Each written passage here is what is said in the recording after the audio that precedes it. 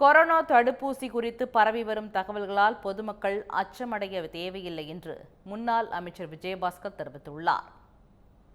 புதுக்கோட்டையில் செய்தியாளர்களிடம் பேசிய அவர், சென்னையில் அரசு மருத்துவமனைகளில் வெப்பத்தினால் ஏற்படும் நோய்களுக்கு தனி வார்டுகள் திறந்ததை போன்று மற்ற மாவட்டங்களிலும் திறக்க வேண்டும் என்று வலியுறுத்தினார். மேலும் கொரோனா தடுப்பூசியால் 10 லட்சம் பேரில் ஒருவருக்கு மட்டுமே அரிதாக பாதிப்பு ஏற்படுத்தக்கூடும் என கூறிய விஜயபாஸ்கர், கொரோனா தடுப்பூசி குறித்து பரவி வரும் தகவல்களால் அச்சமடைய தேவையில்லை என்றும் கேட்டுக்கொண்டார்.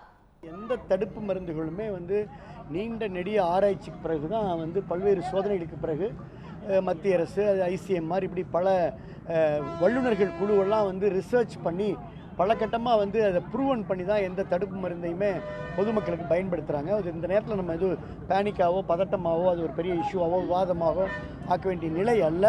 அந்த நேரத்தில் அந்த தடுப்பு மருந்துகள்லாம் மிக சரியாக நம்மெல்லாம் உயிருக்கு பயந்த அந்த காலகட்டத்தில் துணை நின்றன.